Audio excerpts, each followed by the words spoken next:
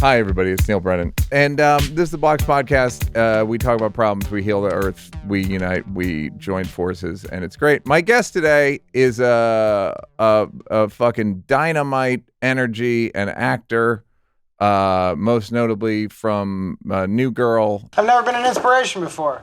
I don't like it. It's too much responsibility. And Minx. Look, what you made, it means something to people. And you were in a sci-fi movie. Probably. Were you in a Jurassic Park? Yes. Great. Yes. I knew I knew. Going Jurassic Park, the sci-fi. But it wasn't sci. Yeah. There was a low budget. I did sci-fi. Safety Not Guaranteed. Safety Not years Guaranteed. ago. Yeah, That's yeah, what yeah. I thought. I didn't want to say it because I thought its battery's not included. Okay, gotcha.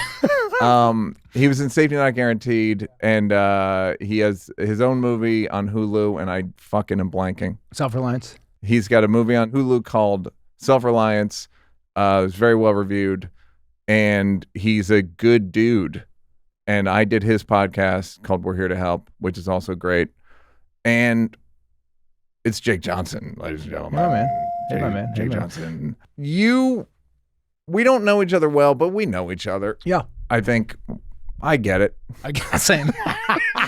Same. I know By the what's way, going on same. over there. I know and I you felt do. that way when you directed New Girl. Are you literally comparing a zombie novel to my ability to create life? I'm a writer, Jess. We create life. I I directed New Girl. didn't know you, but I felt like, oh, you're one of my guys. Yeah. And that's why when we were talking, I kept saying things to you. Yeah. When you would say, like, you would say these things to me. And thinking about it after, I was like, well, I was talking to Neal like he was my friend. Right. But we didn't know each other No. from his point of view. But I was thinking, like, But I knew I'm you. with you, man. I knew you're from Chicago.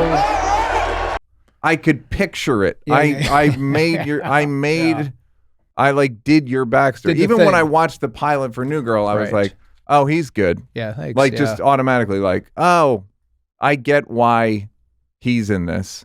Like the rest of them, I'm kidding. Well, even that whole thing, man, even being part of that era was so insane, sneaking into a network show. As an actor, I'd never been close. Oh, you there's never. Never. You know, there's a bunch of people, they task their clothes. Yeah, yeah, yeah. George Clooney was All rich better from looking pilots. than you. Thanks. All better Thanks. looking. Fair. Literally every single one of them's better looking than you. And by the way, and you're good looking. Yeah. Do you know what I mean? Like you look like something. I am good looking post TV. Pre TV, I wasn't good looking for the ladies in bars. When I It met didn't work. No, it only worked when I was on television. And you know, you go to a party and you notice certain Which is a people- shame because by that point you were married. It was over. But I never then went through the spin, which I've seen a lot of actors do when they get a little famous or they have something. It's ugly guys all of a sudden being like, that shirt's too tight for you. Oh. That bracelet's not A your few style. people are You are coming to not mind hot. right now. Yes. I know you're Yes. fucking a lot of fans, Yes. but I promise you, you're the same person you were when you were Please 16. make no mistake. Yes. You are not hot. You're just that, like, you're successful. So you didn't fall for it. No, because I didn't hit young. You were 30? I was 28. 28. 28, 29. So I'd already been out here, had already missed in New jobs. York for every day job you could think of. Yeah. Already started thinking in my head, when this doesn't work, I don't have a plan B. So I'm just going to keep doing weird schemes and doing the thing. But there is, you know how some people say, like, I never saw an option that wasn't success. That wasn't my reality. I saw the other option. Yeah. Where I was like, yeah, kind of gigging, doing day jobs, popping up, doing stuff. Did you believe there? You must have something made you move from Chicago. Something made you pursue all this. So in my house growing up, comedy was the great equalizer and it made my mom happy. So if you could make my mom happy, our house was good. If you could make my mom laugh, all stress was over. Mom had a little prone to darkness or just regular mom mom could stuff? get hot. Mom could get hot. And so Anger. just like manic changes. Got it. And so my brother, who's 4 years older, is still the funniest person I've ever met. Mm-hmm. And he was very smart funny and he could set it up. And I was the fatter younger brother who could get the physical laugh. So we just always were doing bits and always making people laugh, always trying to get my mom to laugh. All my uncles on my mom's side didn't think we were funny. They were tough Chicago. We were suburban Chicago. Oh, there so you we go. could do something Could where not like win. at the front of the table, if I'm talking, my brother and I had a game growing up that we could walk up and slap each other in the face and you weren't allowed to react. So I could be telling a story to my uncles and my family and being like, I think I'm winning. And my brother could just go, and they would look at me like, you're being punked. you're a bitch. And rather than respond, I'd have to be like, so she said to me, she said, you're wearing a red shirt.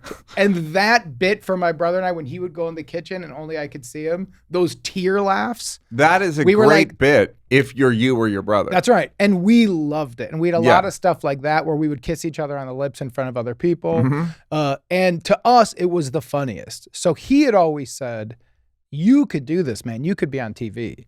And so, when I started getting on stage and started getting some laughs doing improv and sketch, I was like, well, there is a path. Yeah. You can do improv like Bill Murray did in Chicago. Where were you? Well, the first time I started doing it, I was in New York, but I'd come from Chicago and always seen Second City. Yeah. Did you go to Second City shows or you just were I went to the it? free midnight shows where they would improvise at night. Got it. And who was in it? Do you remember?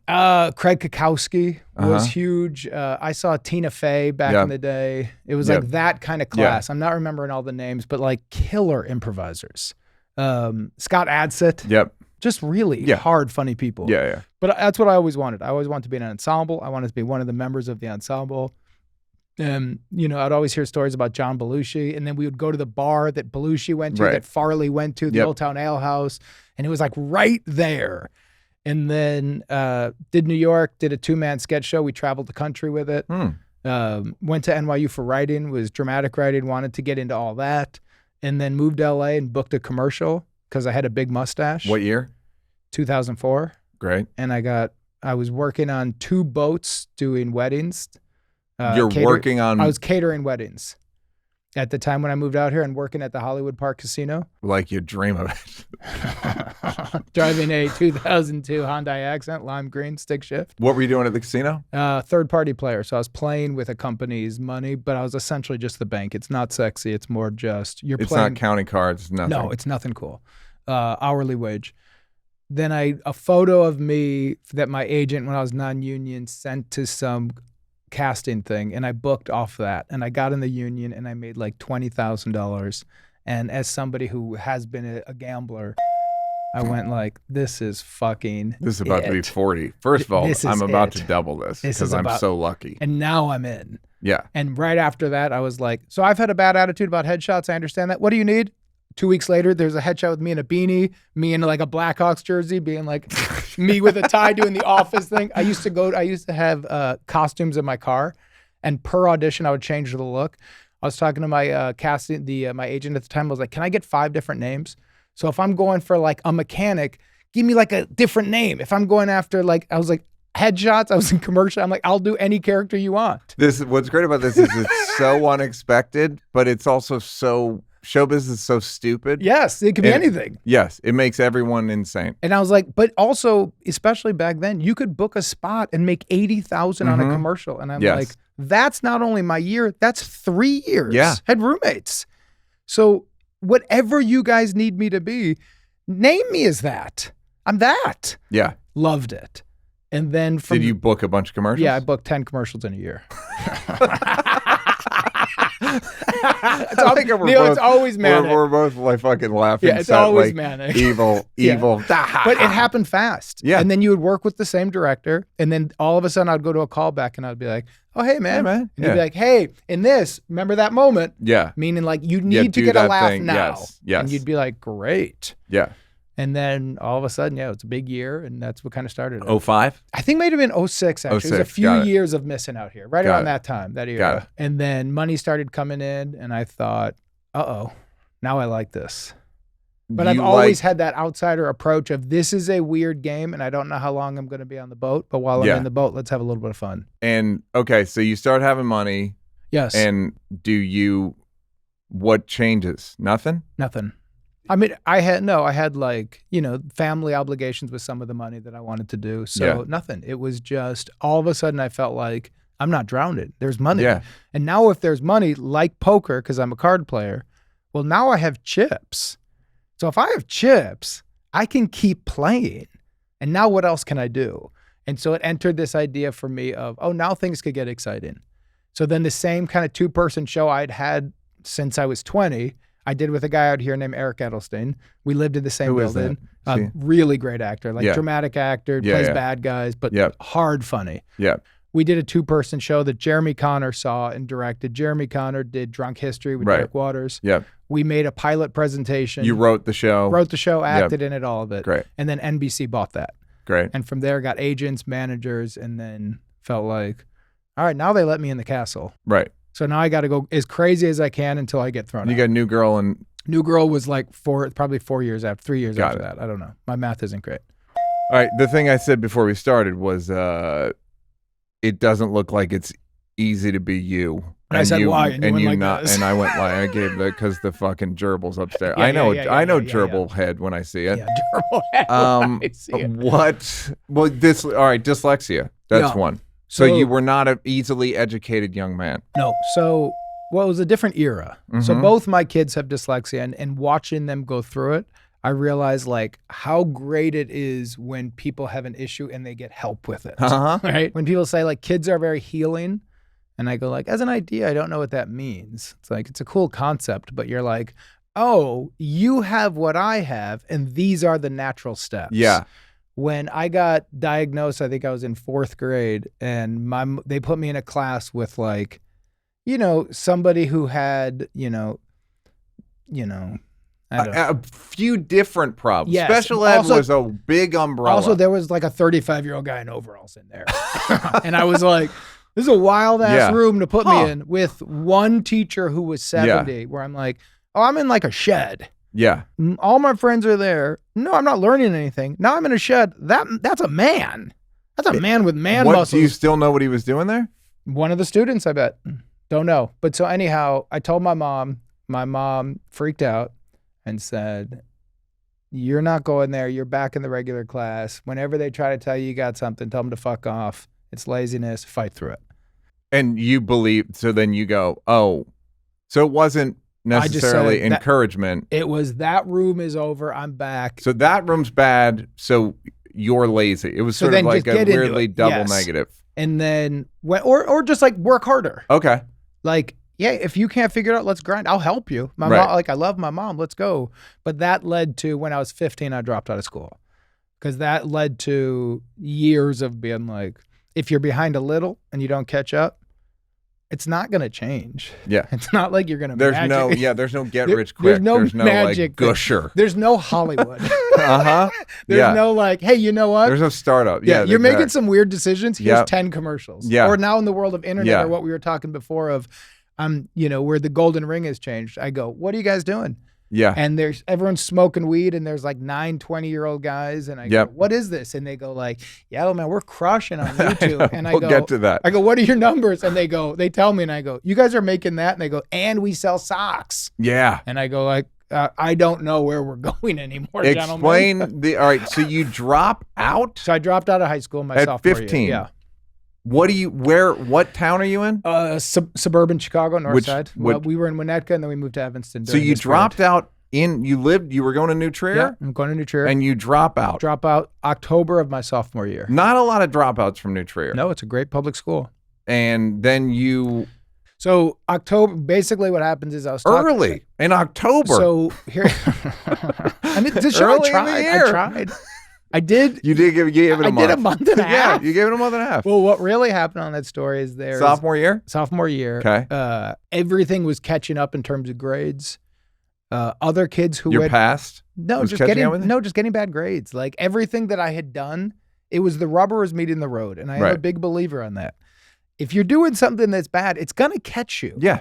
You don't know when. And that was the year it caught me. I was getting really bad grades. There was a book I had to read, and there was an in-class essay, and I said to my mom, I can't go to school tomorrow because I haven't read the book. I am getting a D. This will give me an F. It's bad. And she goes, so you're going to read the whole book tonight? And I said, no. And the reason I tried to read it, I couldn't get it. And she goes, you're going to read the book tomorrow? And I go, I don't think so. And she goes, how about the next day? And then I said, Mom, I'm never going to read the fucking book. You got to open your eyes, Mom. And she said, so then why would you go back to school? And I go, I guess I'm not. And we looked at each other, and she was looking for me to find whatever my bottom was. And she goes, then I'm going to hold you to it.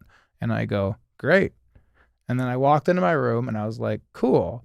Then I sat there, and then that moment where I had like a cool standoff with my mom, became real.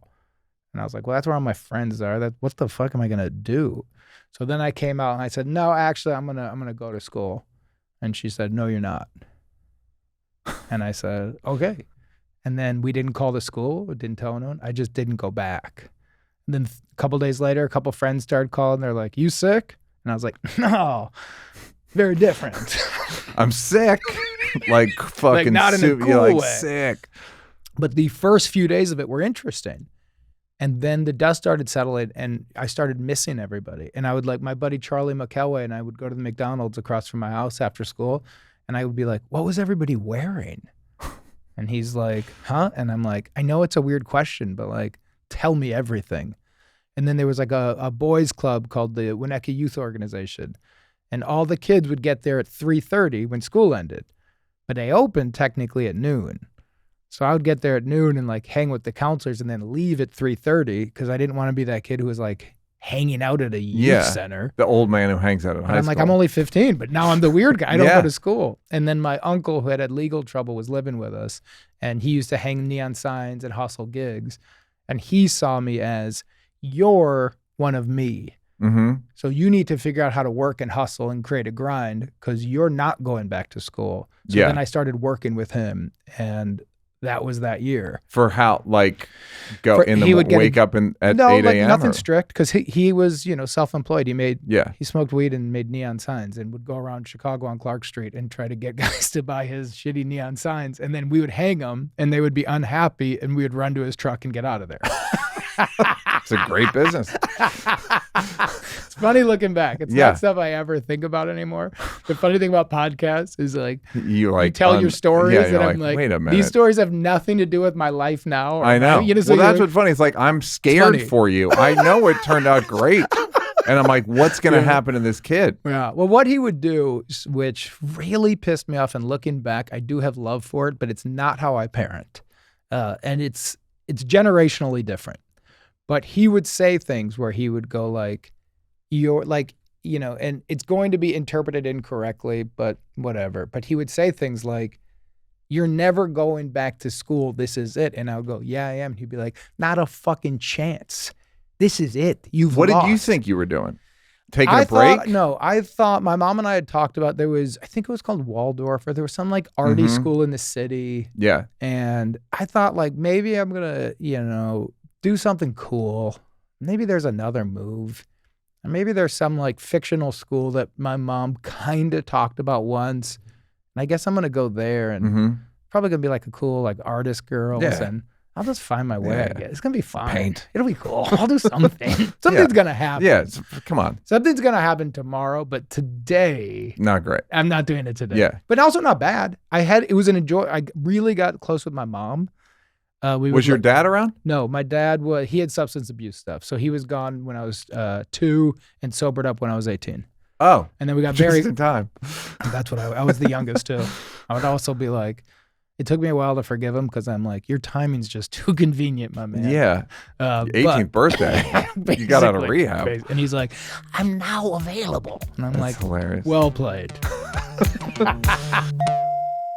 This show was sponsored by BetterHelp. Neal, how have you grown and how'd you do it? I grew by talking to a therapist over a long period of time. And one of the main things that I was doing that was negative for me was comparing myself to people. I was just jealous, and it's a waste of time because I had a lot already and I just wasn't aware of it. I've gone to therapy.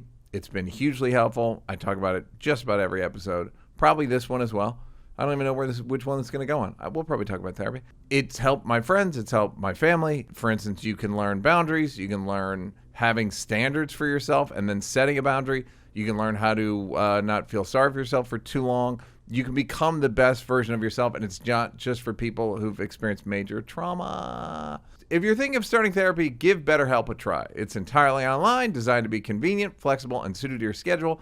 Just fill out a brief questionnaire to get matched with a licensed therapist and switch therapists anytime for no additional charge. Stop comparing and start focusing with BetterHelp. Visit BetterHelp.com/NEAL today to get 10% off your first month. That's BetterHelp.com/NEAL. BetterHelp.com Mando/Neal. You'll be glad you went, and you'll be better off overall in life.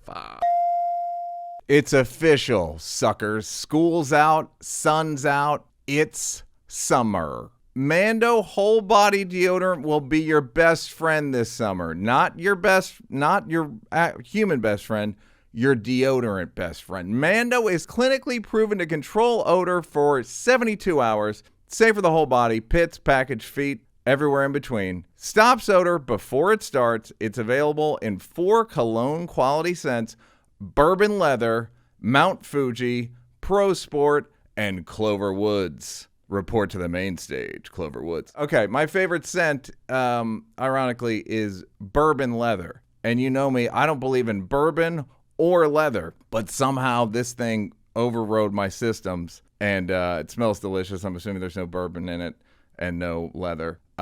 It's just good. I smell good. Like I don't mind sweating a little bit. I sweat a little bit, but it runs clean, if you know what I'm saying. Whatever I'm doing. I don't do a lot. I mean, yeah, you know what? I do a lot. I work out, and what else do I do? I walk. I take my walks, of course, get my steps. I'll walk to get some food, walk to my lady's house. Don't worry about what I do. The point of it is I smell damn good the whole time, thanks to Bourbon Leather from Mando. Here's the thing.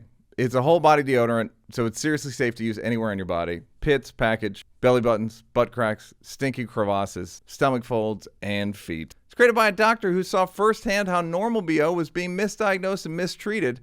Mando whole body deodorant is powerful enough for the toughest body odor, but gentle enough to use everywhere, allowing you to put Mando on family jewels. I don't get directly near there. I get adjacent to the jewels adjacent.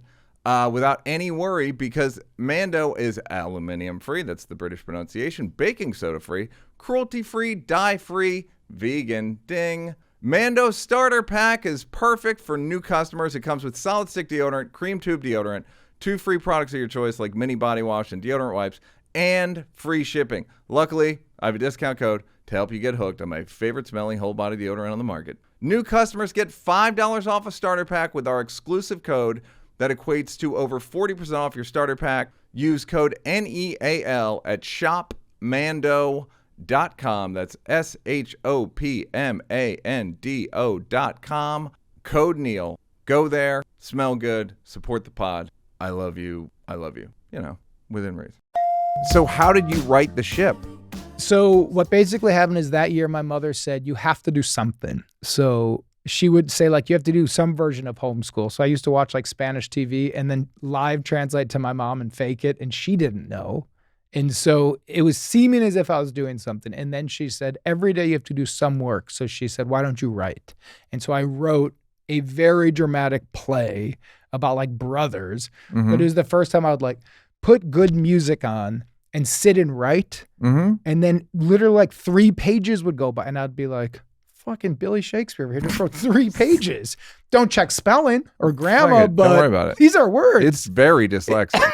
Make no mistake. It's madness. This is very dyslexic. This whole thing is incredibly dyslexic. Utter gibberish. Yeah. But I did that thinking that there was some school in the city that my mom had talked about. And then towards the end of the year, you know, then I got a girlfriend and life was going pretty good, actually. Where's your brother? My brother at that time was in college. So was he gone. worried about you? We've never He didn't talked come and about slap the shit out of you? Nope. No, we've never actually. I mean, he thought this is weird. Yeah. But we never really got into the details. Were you always kind of weird, though? Yeah, I mean, it was always funny. So it was always joke. It wasn't like you go to my place and I'm in like a basement cutting stuff. Right. You come over, we're having fun. Yeah. And then we'd be laughing our asses. Just don't ask any questions and then he'd about be like, what I'm doing. What did you do today? And I'd be like, woke up at 2 p.m. And he'd be like, 2 p.m.? And I was like, well, it's because I was up till 6. He's like, it's Wednesday. Yeah. And then like I would get my mom into watching like TV and I'd be like, it was fun. We watched like a lot of daytime television. Yeah, back then you could do that. It was a blast. It was wall to wall. Yeah, what righted it truthfully was it was towards the end of the year and my mom said to me, what's your plan? And I said, probably that art school thing. And she said, did you apply for it?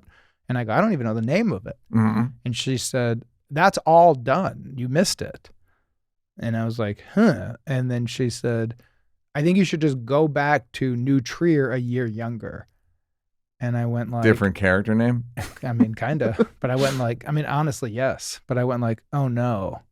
And then I did. And I had to go back.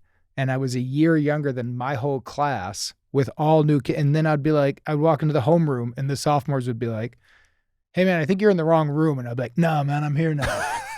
And nobody knew because it was such a big high You were school. like an undercover cop I was for 21 nothing. Jump Street. Yeah, for no reason. For no reason. And Are you in 21 Jump Street? Yeah. Yeah, I thought you were. I Yeah. thought I But yes, that is what it was. yes. And then I had the, oh fuck, and the anxiety dream that still happens is that I'm in high school and I realize I haven't graduated yet. Because then when I went back, I said, I can't fail again. Mm-hmm. I can't be in this high school for 6 years.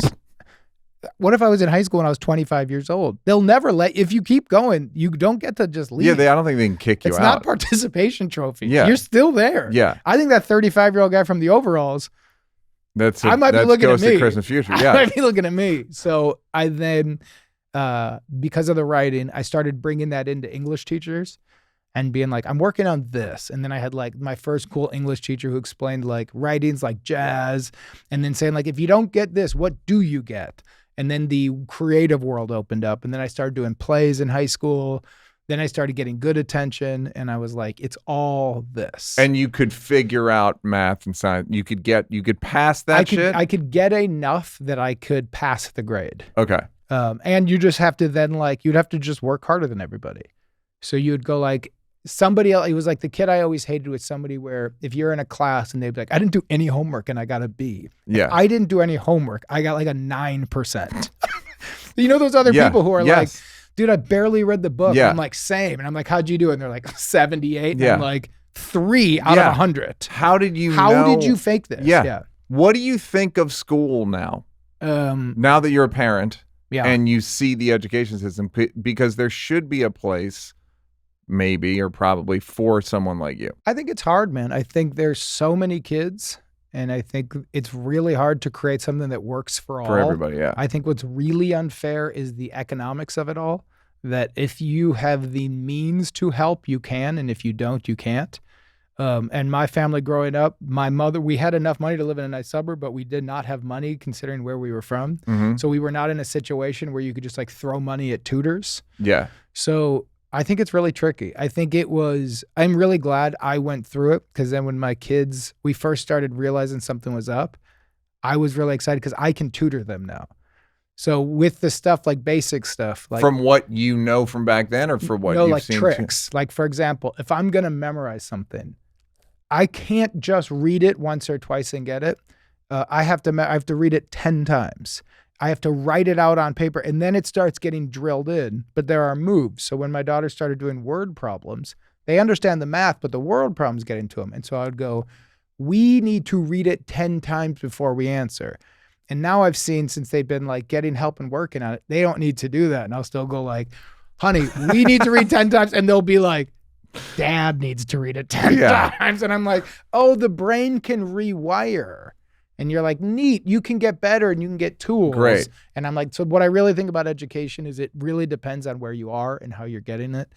Be rich is what you're saying. It's just have your dad be syndicated. Yeah, it's such an unfair system. Yeah. That's what I really feel about the education. That thing you said about the healing thing is pretty fascinating. In that, because I'm dealing with it's my girl's kid, but I'm like pretty involved. And you see the way you speak to him is totally different than how you speak to yourself. 100%. So how Totally. do you wish there was more of that kindness toward yourself? The kindness you have for your kids. Yeah. Do you think and then on the other end is you're lazy. Your mom's saying you're lazy, work harder. Which is true? You're lazy, work harder, be kind to yourself. Or be kind to yourself. Like, you know what I mean? So in my life, not for my kids' life, my wife and I had a lot of big talks when they were younger because I will push my kids sometimes. Mm-hmm. I can feel myself wanting to push this kid. Yes. And it's hard because you go, this generation and the world doesn't like this anymore. Mm-hmm. But going back to what my Uncle Eddie used to say to me, where he would say like, you're a fucking loser. You don't have it. He taught me chess And he's like, you need a game. We played it, I'm not kidding, for 3 or 4 months. Then one day he goes, do you want to play for money? Because I'd started to beat him. And I was like, sure. We played, I'm not kidding, Neal. I think it was a $1 game. He beat me in 5 moves. And I went like, okay. And he was like, you're not good at it. And I'm like, all that time for $1 hustle? But what it did is it put like a fire in me to be like, fuck you. I hate you. I'm going to beat you. So when I went back to school and I would be like, starting to like, who really cares? I have to show my Uncle Eddie that you don't know. You'll see. Negative inspiration. I love it. And the big thing that's been happening when we're talking about The Ring is moving. I was just talking to my buddy Eric about this, the guy I did the show with. If you're not playing with a basis of hate and you'll see, it gets a little tricky of why you're playing. I don't even know who the enemies are anymore. I don't know who the bad guys are. I don't know who's winning. I don't know who's losing. So I'll wake up and I'll be like, all right, let's figure out what we're doing next. And I'm like, for just me? It used to be really nice when you had like clear rivals because there was only like 12 people playing. Nowadays, I'm like, everybody's pretty cool. And if they're not cool, I don't know them. I don't interact with them. They're not in my little circle of stuff that I consume. Yeah. So they didn't like something I did? Gives a fuck. Okay. Who are they? Right. I don't even know who they are. But there was value to. Oh, the you will see mentality. I would lay in bed, that thing would go off in my head of, I have to make something. I have to figure this out. I have to break through. It has to work. I have to make money. I have to figure out this puzzle. I don't care if I sleep. I don't care if I'm healthy. I don't care how it feels. It doesn't matter. Just fucking win. Figure it out. And that was a really fun way to live. And it's also, it's me. not a, I mean, I would say it's not a teachable management style, but it was taught for hundreds of years. Exactly. It was the management style. Yes. I always say the only leadership mentors men have are screamers, are military and sports. 100% right. So this thing of like, be kind and gentle to yourself. Yes. Well, I think that because my wife is very much into that. So she would say things when we were younger. I'd go like, I wonder what they're going to do with their lives. And my wife would go like, well, I hope they're happy. And I'd be like, fucking anybody's happy. Like, what are you going to do? What's your purpose on life? And then as they've gotten older and as things have changed, I'm like, oh, we are all living more in that other world. The point of the day is to find happiness, to find joy. You and I will both attest to the fact that we're hedging. Yes. I am pursuing happiness and give me money. Yes, that's exactly right. And give me fucking success and give me status. Well, and I'm back and forth legitimately. Agreed. Same, always. But it's like this. Some people like to hike, to walk around and look at the flowers and smell things and enjoy themselves. Other people go, all right, I'm going to try to do 12 miles today up that rocky terrain, and it's 98 degrees. And what's fun is either succeeding or failing. Yes. So even when I fail, I like when I have something that is pushing me and I'm thinking about it all the time and I'm trying to crack it. And when I lose, and this is what I used to have with gambling, the really weird thing, my addiction to gambling, the reason I finally stopped was I'm not addicted to winning.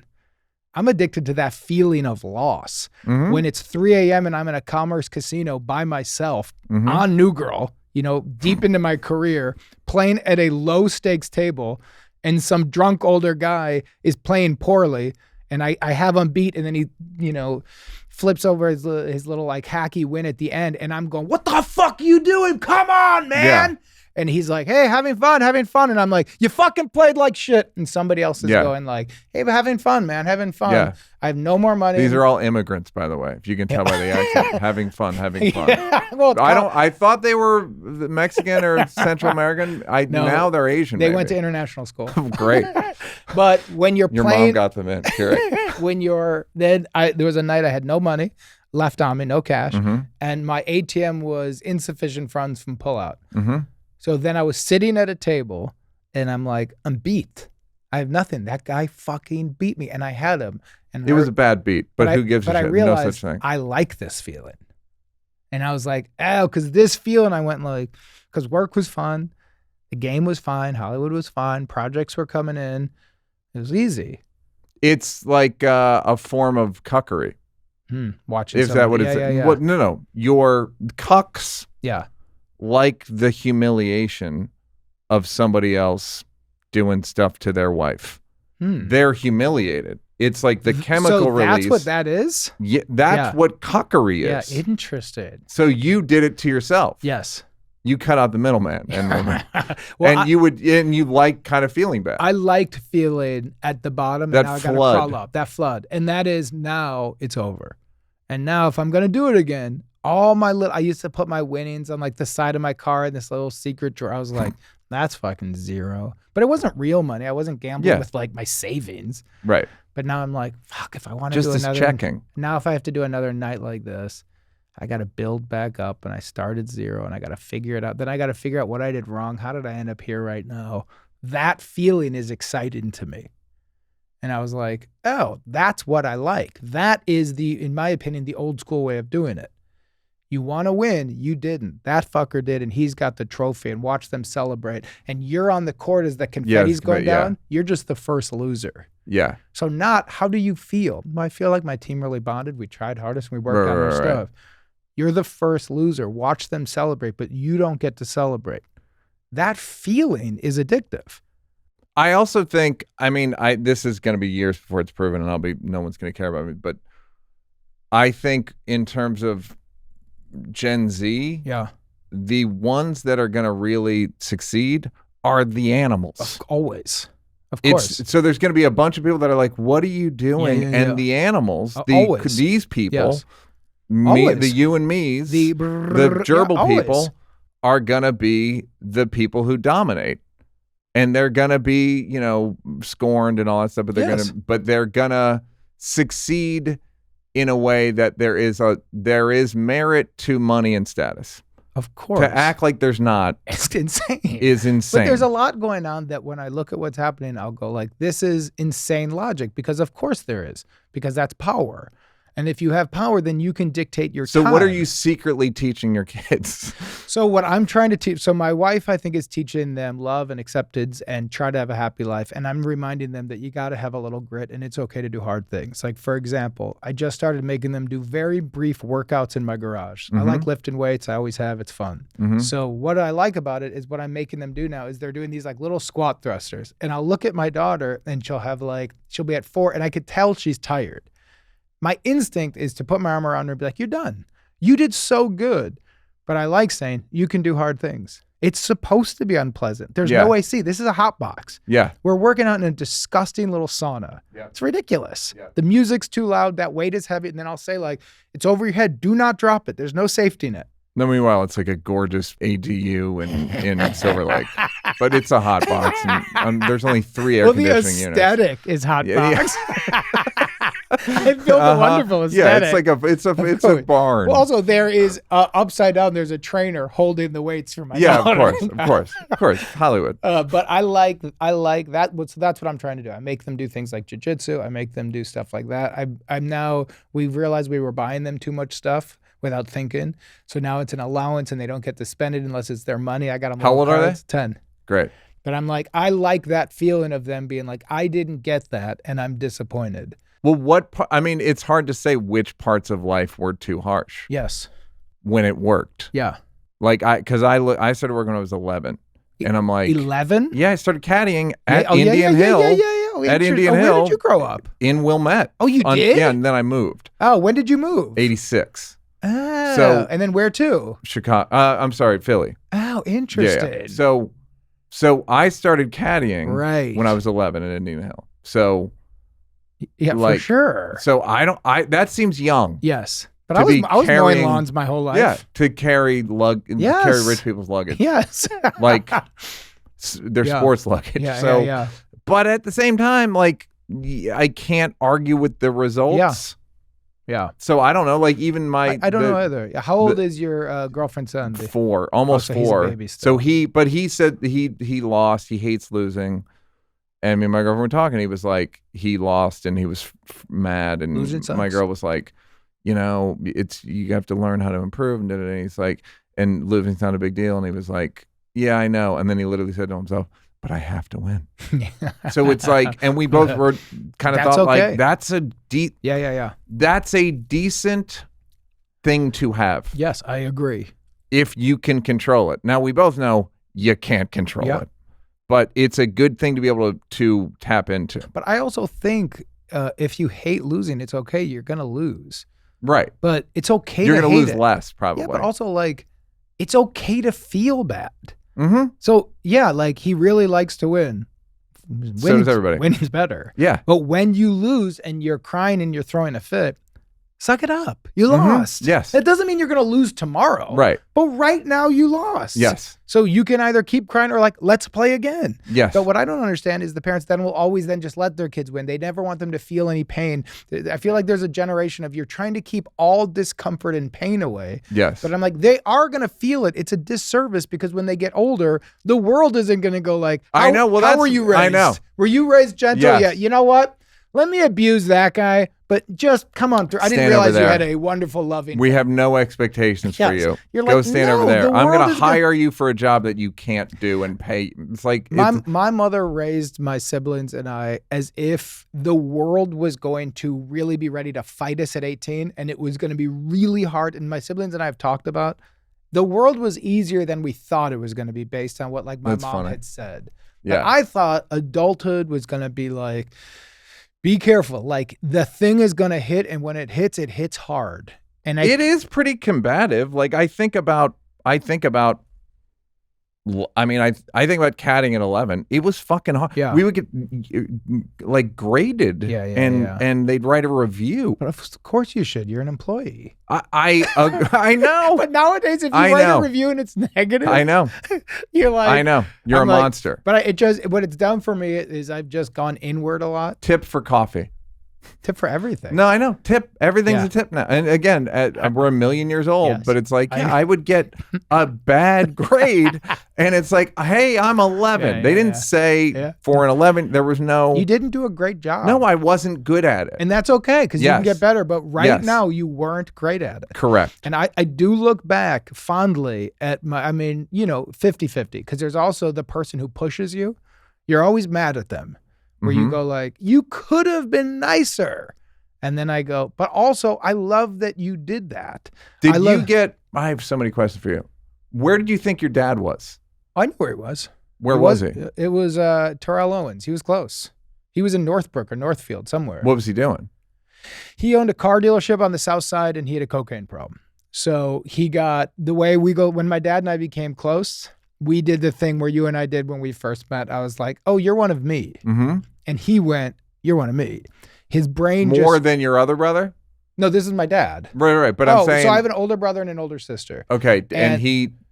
No, I think so the truth of it is my brother and my dad got very close. My brother is a way more loving person than me, forgives way easier. Okay. Right away, my brother was like, hey, man, let's let bygones be We all bygones. have car We all- dealerships and do cocaine. We all didn't raise our kids, even though my brother's a wonderful dad. My sister really wanted her dad back, so she challenged him, but they figured it out. And me, I was like, yeah, I could probably hold on to spite forever Mm-hmm. because you missed all the big years, man. And now your timing is too convenient and I see you. And then year after year, and he was in the program. And the program, AA and NA, they teach you like just keep showing up and they give you these tools. And I thought those tools are fake because I know you. But Right. now I know these tools. Like you're talking about God. Did you feel like there's no way you believe in God, or this is Well, I awfully know convenient? It's all well, there's also, my dad is a born Jewish atheist guy who did coke all the time, partied his ass off, and was a crooked businessman. Like, Mhm. now you're into God. Uh huh. Like God just Yeah. showed up at Yeah. the right time. Huh. And so I would do really prick things to him where he'd be like, I would love to talk. And so I'd be like, great, let's meet out. And I'd meet at a bar and I'd smoke Merits because he smoked Merits and I'd drink Stoli on ice because he did. And I wanted to always just be like, I don't buy it. And then over time, he just kept showing up and kept showing up. And I started seeing we have similar things. And then we started talking and we started getting close. And then at around, I think it was 26. What were the things? Just out just of the curiosity. like, I don't know, like the drive. Conception of the world, or something? Conception of the world, the way we viewed business, the way we like even stupid things, how we watch sports, how we would talk about teams. Mm-hmm. I'd be like, I can get really obviously like this about theories, and so could he. Yep. And I'd be like, what do you think of Kerry Wood? And he'd be like, he's a kid, but here's what's good about him. But here's what's bad. And I'd be like, you just talked for 40 minutes about a guy you've never met. Yeah, and this is you not on coke? Yeah, and didn't read any articles. Yeah. Pretty impressive, Great. man. Pretty impressive. Great. And so then we got very close. And so I wouldn't say he and I got like, it was like we just... Do you understand what he was doing? Or is it still like, you fucked up, but I forgive you? I definitely forgave him. But I, honestly, what I think and what having kids was really hard is what people don't tell you, especially that generation of men, where it's like he was prostitutes, coke, and work. The reason I was able to forgive him is he missed so much fun, and he didn't. I was like, I hated him because I was like, you missed all the work, man. We needed you, and you weren't willing to do the work because you were at a Bulls game with friends. And in having kids, I'm like, Tuesday night is so fun. One of the reasons I don't take jobs is I won't go outside of the city. I don't want to miss these nights. I don't like leaving. Like even today, like we had a whole day planned, like different things that they go to. You enter a bit world and you enter a tone with and it's really fun. It's funny because I said it's like writing. It's like writing for somebody. Yeah. From my point of view, it's like I'm trying to come up with bits he likes. Yes, exactly right. Like I'm like, how about this bit? Yes. And yesterday I was just kind of bombing. I just couldn't think of good bits. Yeah. And he was literally like, it ain't pissed. working, my man. Yeah, he was just pissed, and I was like, you gotta help me. Yes, connect. And then, but when you do, you'll have periods of time where like, man, I'm really bonding with my daughter. We had like a great run. And what I realized when my kids were born and I was liking it, I thought like, you do this is your job. Right. And you be better than your dad. Right. But this is another way to win. And what really turned for me is I was like, oh, it's so sad he missed this. And he understood that. And we would talk about it and he'd be like, I missed it all because of fucking coke, man. And I was like, oh, I thought you had it all. Right. And I was like, oh, I flipped it because I was a kid. I thought you were like having sex with all these babes and blowing coke and meeting Charles, like he was buddies with Charles Oakley, Scottie Pippen. And I was like, you got all that and I just got this? Yeah. And then when you get older, you go, oh, when he would tell me a story of like the coke got on top of him and he believed they were coming to get him. And he would be like, I was paranoid for days. I'm like, oh, well, we were a lot of fun. Yeah. Like, and we all get along. My siblings and I all loved him before he passed. Like, if you could have just stopped doing coke, we would have been there that weekend and you would have loved it, man. Yeah. So you go like, oh, that's so sad. Like you miss, and that's I've never heard anyone say that. But I really thought it at his funeral because I was sitting at his funeral and all these people were talking and I was like, oh yeah, this man is more than just my dad. These people are talking about him when he was in college and I was seeing all these photos and I went, in his life, his 79 years of life, he missed his kid's childhood. And I was like, oh, I'm just so sad for this guy, Ken, who I love. He blew it. Yeah. And you go like, oh, and you never get that back. Yeah. And I thought like, that's awful, my man. And that was that was the end of me being like, yeah, I have been forgiving him for years. But that was like I just feel true I love pity. This guy who was so good to me as an adult. I was like, I just love the guy. How was he good to you as an adult? When I was a kid with a huge no dad chip on my shoulder. Mm-hmm. Everybody had something I didn't have. Everybody understood something I didn't have. I hated authority. I hated men. I only liked women. So it was if any man would say anything, was always like, fuck you. Yeah. And then I kind of bottomed out at 25 or 26, broke up with a girlfriend in New York, did a very stupid project called Project Joke, which is never finished and terrible. Had no money and asked if I could live with him. In Chicago? In Chicago, in his condo. And we just started hanging and becoming buds. And he would say things like, can I give you business advice? And I'd go, sure. And he would go, you talk about everything like it's a team.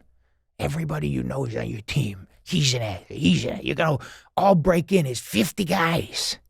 It's boxing. You go in there. You win. You get the prize. Not everybody. And I was like, oh, you're such a capital. That's so wrong. It is a team. But I was like, interesting. So when you were talking before of like, you want to win and you get stuff. And then that one animal you said, who's going to win? That's generation. That's the stuff he would be telling me. If you, by the way, I was with you. Yes. I was us. Yeah, always. I've been disappointed by the lack of us. Same. Yeah. But it doesn't exist. But I know. But when it's us and you don't protect you, the us turns on you. Yeah. And it's also funny. Whenever they write books about scenes of like the second, whatever, no one ever says that person's they never say like there wasn't much. There was some camaraderie, but it was an inch deep. Yes, 100% right. It wasn't like this is every man for himself. But it's us and looking back, because you go looking back. I actually do love all you guys. Yeah. Like it was a really great era. Yeah. But in the time, it's eat what you kill. Yeah, and it's from my point of view, I can't be mad at the people who weren't us. Yeah, same. Who didn't want to be on the us, because like that wasn't their conception of it. But also it doesn't exist. So my dad taught me that. So when I came out to LA, I had that idea. So I had my fantasy of what I thought it was. I really thought you form one team and you do, the movies Scorsese with and De Niro. Yes, but with everything. Yep. That I wanted to work with the same people every time, no new people. And then when people can grow into the group, then they can be involved in. Yeah. And when I got out here, I thought and I was doing it a little bit. I'd work with the same directors. And then you just start going like, we're all just we like each other. Right. We have affection for each other. But if we do this thing and we're improvising it and writing it together and blowing it up and doing this thing and you pop, you have to ask me to come with you. And I was like, so it's your thing. So I'm just helping you with your thing. And I'm happy to do it. But I did view this shit as our thing. And you go, oh, that's just, and you're not a snake. This is just what it is, man. Were you over that by the time New Girl started? No, New Girl was really early for me. So okay, so you were still on some us shit. Oh, yeah. So New Girl was the that must have been New Girl was the lesson. New Girl was the brick hitting my head, and I was finally like, oh, this is the childhood dream you always wanted, but it doesn't feel the way you think it's going to feel. Right. And you go, but I always wanted to be on a TV show. I always wanted to do this thing. And then you go, were Ted Danson and George Ratzinger. He meant George Wendt.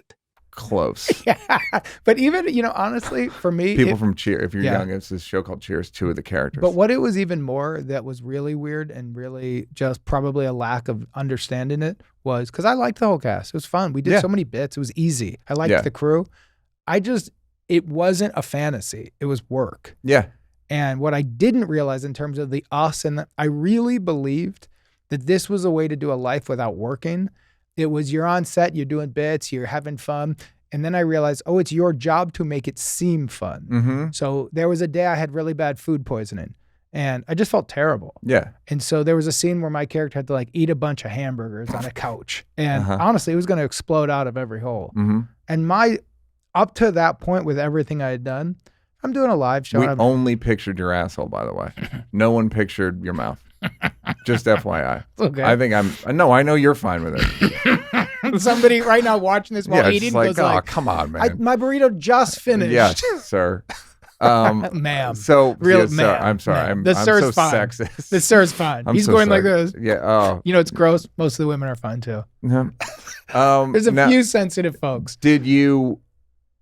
Okay, and then. But here's what happened on that. So I had a talk with one of the producers who was really nice, who said, we can't get around this. So with it, we can't come back here. We have to do it today. And I had a moment where I realized it doesn't matter how I feel. It's my job to make this really fun and funny for people, but it's not really fun and funny for me. And my dream is when you're on set and you're doing bits and it's really fun for you. But I also realized in that era, that's irrelevant. Your feelings about doing it, when you do press, we had the best time. Yeah. Well, in it, you might be pushing through and slanging through and your brain's not working or somebody else's brain or the work's not working or the writer feels you challenge it. When we were talking at the end of mine where I was like, one of the reasons I haven't taken a job is I don't want to get into the fight again. I'll get a script. I'll talk to somebody. They'll pitch me the movie. I'll feel excited about it. I'll be like, I think I could do this. I like you. I like this. I'll read the script. I'll get to page 5. My character will have a joke that I'm not going to say.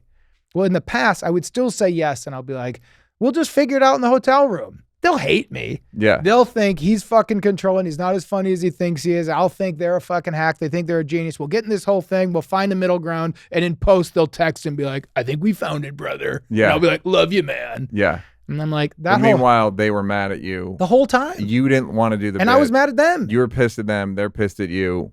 And even if they find it, you're kind of like, yeah, but like it wasn't a good experience. It was difficult to put. Then one of the cast members really hates one of them. Then somebody, and you're like, you're in this whole drama-filled thing.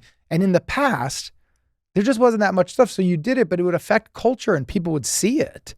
Now you're like, we did all that and then it disappeared on one of the apps that I'm not sure is a real app. Yeah. It might just be advertisement for other products they're doing, and they're not going to release their numbers because literally nobody on planet Earth watched it. You're talking about the amount. You used to be able to do you had to do all this work and it was kind of worth it. And now you do the same amount of work and the shit evaporates. And then you go, so what it's really about is having a fun time.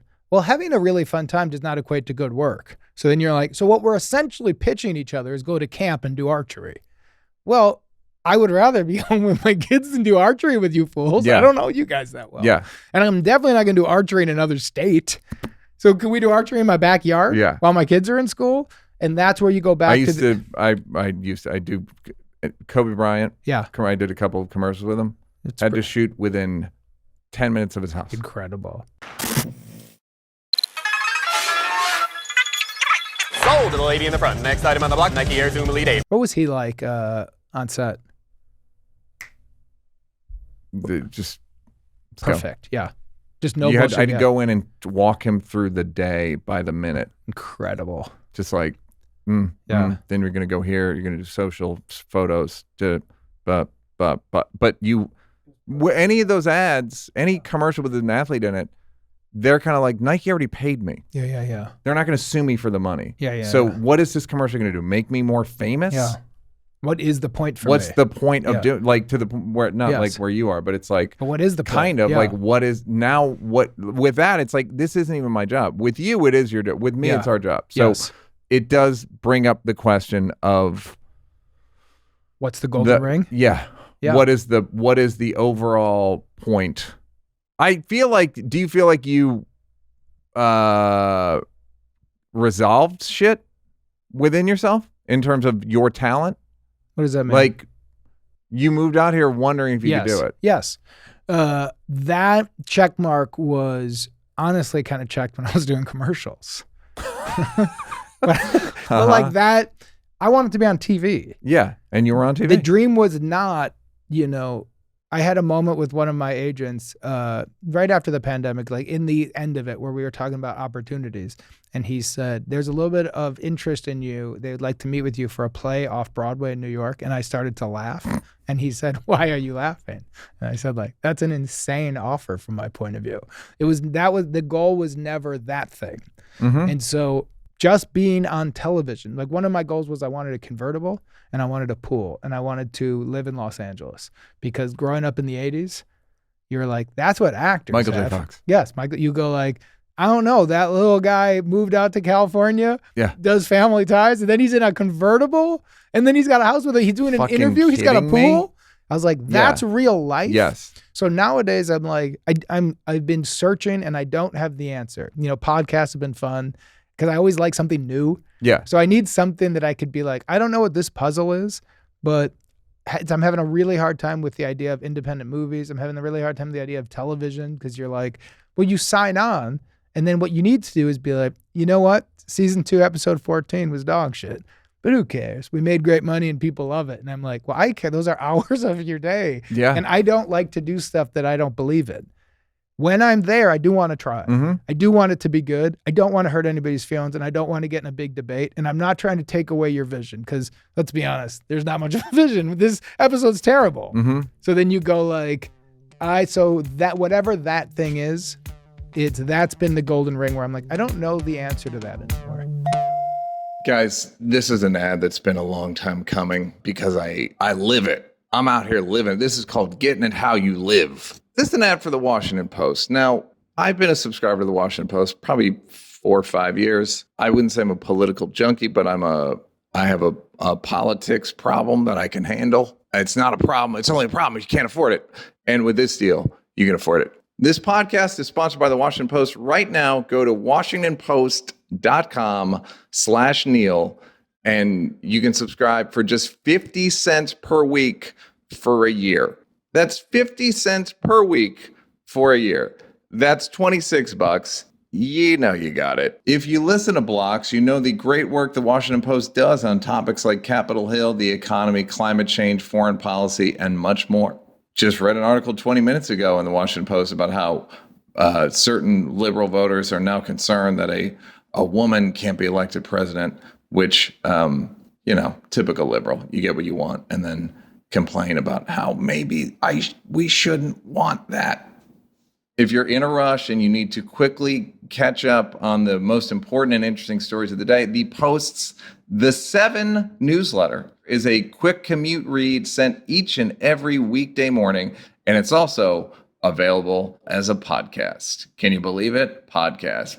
I send articles regularly. In fact, very recently, Mike Birbiglia was making fun of me for sending endless articles and links, and it's aggravating. I'm my mom. What are you going to do? With the election rapidly approaching, now's the time to sign up for the Washington Post. Go to WashingtonPost.com/NEAL to subscribe for just 50 cents per week for your first year. That's 80% off their typical offer. This is truly a steal. A lot of us like to stop the steal. Don't stop the steal. Steal this. Once again, the WashingtonPost.com/NEAL to subscribe for just 50 cents per week for your first year. You're a sucker if you don't do this. WashingtonPost.com/NEAL. 50 cents. Goodbye. The thing that you mentioned on your, I don't know if you're going to keep it in your podcast, which I did. I don't know when that's up, but I've talked about a very harrowing DMT story. Mm-hmm. You had a harrowing mushroom story. Yeah, well, mine wasn't mushroom. Was it? No, it wasn't. No, mine was a version of like depersonalization. Was this before dropping out or after? I don't really. Probably after. I feel like it's probably after. More time on your hands. But there became a part of my way, and through therapy, you understand it more, kind of. But a way of dealing with stress or dealing with life is that I could step outside of my own feelings a little bit. But it happened to you. Yeah. Tell them what happened to you. Well, no, but it's not like yours. It was. Okay. Mine isn't like a moment. Okay. So what I love about your story was there was a moment it happened. I inhaled something. And then.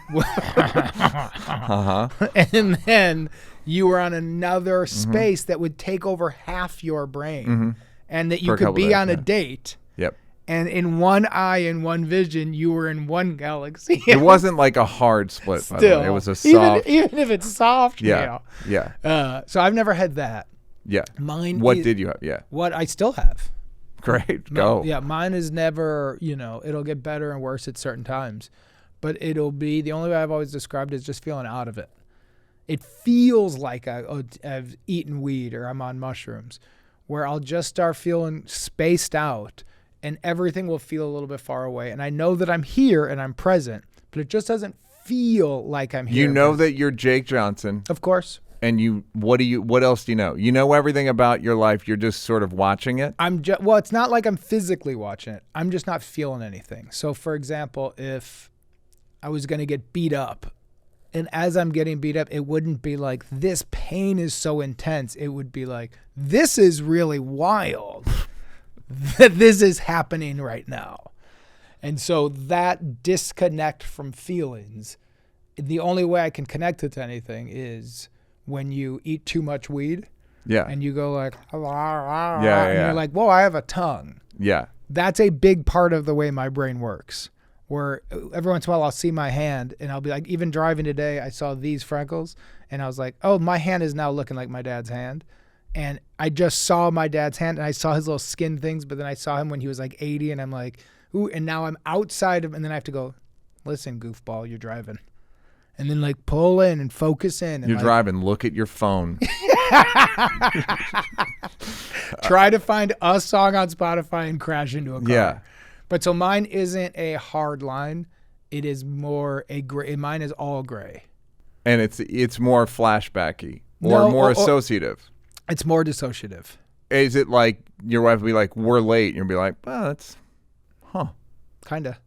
But I'll have that, not like that. I know I'll have to do all the stuff because in my head it'll be like, you're probably here for 35 more years. What do you want to do next? So if I'm like reading a script and I'm talking to someone and they're a good salesperson and I'm like, man, I really like the way they talk about this movie. And it's going to be you and this other person. It's going to be fun. And I'll be like, I like them.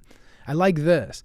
Then when I'm reading, I kind of step outside a little bit and I'm like, how many more days do I have? Do I really want to be like dealing with that guy's writing partner where I go like, so this joke, so the tone of all my characters' jokes feels like it was written. Right, by a sitcom. Yeah, and I'm like, but so can we do these? And then they'll go like, yeah. So I love that. I love it. Can we try them both ways? And I go like, I'm not going to try them both ways because I don't want to do you to your have way. that. Yeah. And then you go like, and you see somebody go like, fuck, well, we need him. I don't want to disrespect him. Yeah. And I go like, but I don't want to put you in that stomach ache. Yeah. I don't want you to feel like you have to give up on your vision. So I pass. What do you think of it all? And is a very two very broad questions. What do you think of your entire life?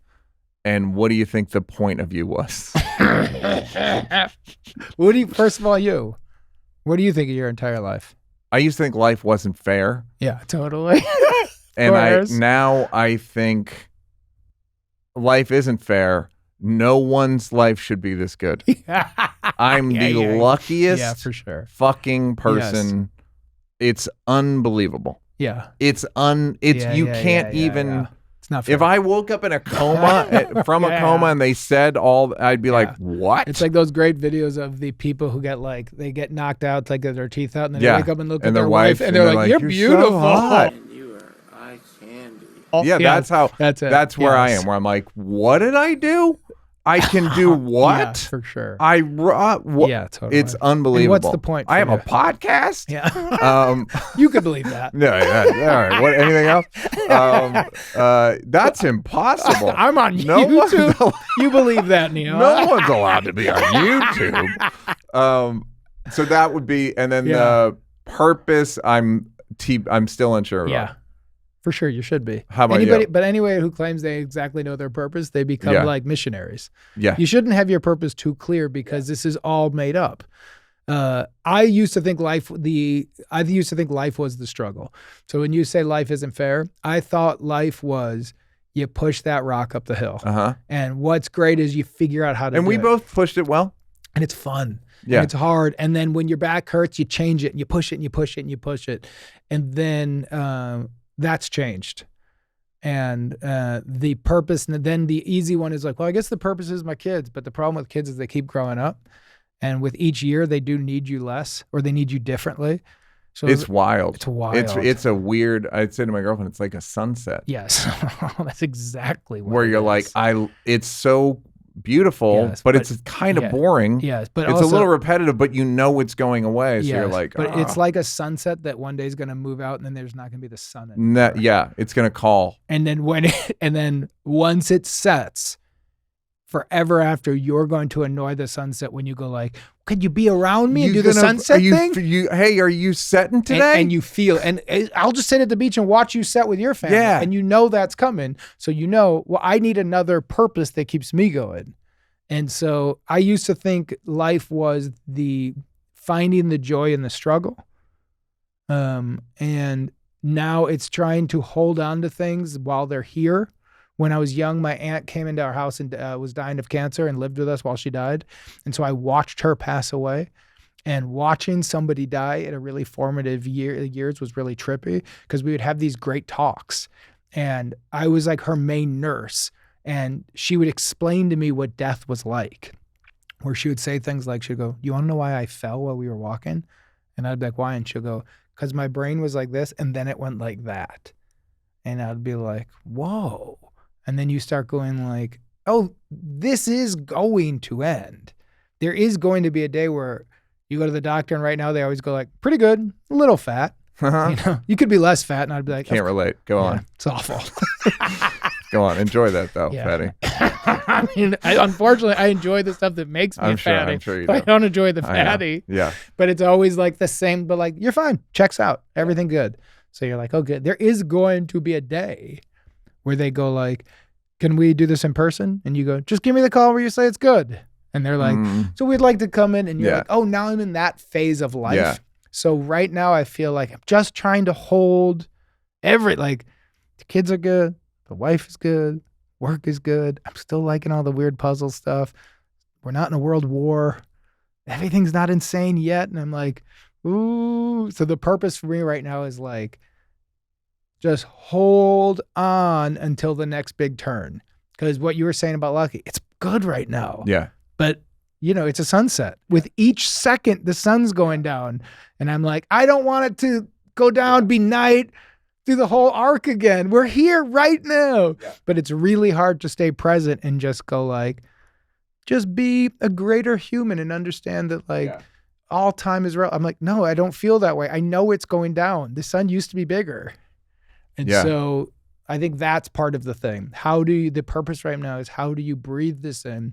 In terms of TV, when you were saying this is TV at the end of mine when we were talking. At the end of We're Here to Help, I was saying that this is what he was on a sitcom 10 years ago, and it was it was a big deal. Yeah. And now you're still on a sitcom. It's just different. It just doesn't, it doesn't hit right. Yeah. It doesn't hit the same. It's different. Yeah. But you have a base audience that you can see your analytics. They listen every time. They're always, and you're like, huh.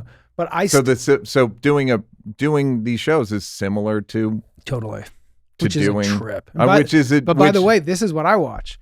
Right. I know. I was talking to my buddy Eric. We were talking about the business, and he goes, "What are you watching?" And I went, "OGs," which is Mike Miller, the Miami Heat. The Miami Heat. And they just sit around and talk about what the locker rooms were like. And I'm like, well, if I have 20 minutes while I'm eating something, no one's home. I watched a full Paul George interviewing DeAndre Jordan. Yeah. To Dallas, I was kind of like the devil. You know what I'm saying? The ad,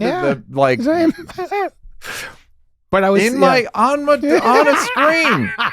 I've been watching JJ Redick recently. He's just started. Yeah. I mean, JJ's been the truth. Well, what's funny is I don't watch the NBA anymore. So I have fallen off, but I'm watching their TV shows.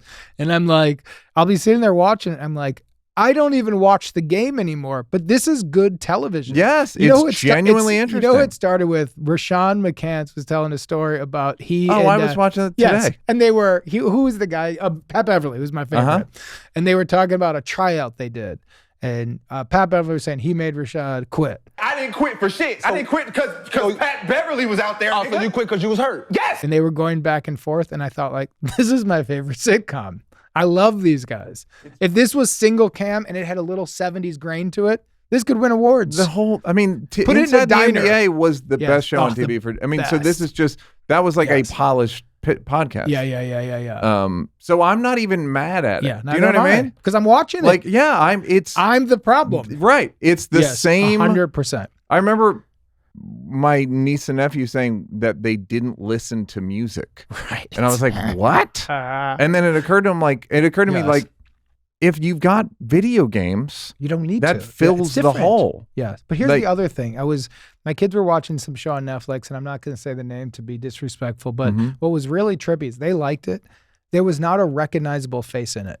It looked like one of those shows where it was all local Atlanta hires, but even the leads. Yeah. Where I'm like, all right, so this was either all Vancouver, all Atlanta. It used to be your starting five, where guys you also saw in the championship in college, where you're like, that's Carmelo Anthony at number one. Then you're like, number 3 is not great, but they used to be. Yeah. And then your number 5 was a killer. Yep. Now I'm like, who's the number? I was going to my daughter, I was like, what do you guys like about it? And they're like, it's funny. And I'm like, first of all, their tone was all over the place. One guy was in a full multicam. Somebody else was doing a little drama. And then the grandmother character, I'm like, that woman does not know Jake, where I'm getting she the is. sense it doesn't matter. I don't know how to tell you this. I just am getting the distinct impression that I think we may have overstated the importance of the showbiz we were in. Yeah, maybe that is true. And I think it's just diversion. But the problem with that, because I agree with you. Because the problem is some of us have to be serious I can't. I can't do it if I don't care. I know. And the problem with it is when you go back to the purpose of life or what is life, I like the work. Mm-hmm. I like when there's a group of people and we all really care. And we've worked out the thing that they're going, you're number one, you're number two, I'm number two. We're building this thing. And there's moments where the crew too, I love when an operator will go like, can I try this? Yeah. And you go, yes. And then the director goes like, and you have a moment where you're like, we're finding something. And when you hit it, you know people are going to like it. Right. And this is probably how men on sailboats felt in the 1600s. Yeah. But then they created motorboats and airplanes. But what I know is happening is I'm a silent film era actor. Yeah. And I'm going like, the talkies are no good. I'm like, you want to see real acting? I'm like, I just showed you every emotion. This guy says, I just gave you the whole this your hack life. over here goes, I'm sad my wife left. Let me show you this. Yeah. And I'm like, wait, not everybody the new kids don't like the silent films? Yeah. And by the way, we don't either. Why would I? I don't These fucking, fools I'm not can watching talk. your fucking stupid movie. Come and talk to me about depersonalization. That's showbiz and that's entertainment. All right. That was great, buddy. Yeah. Good to see you. Man.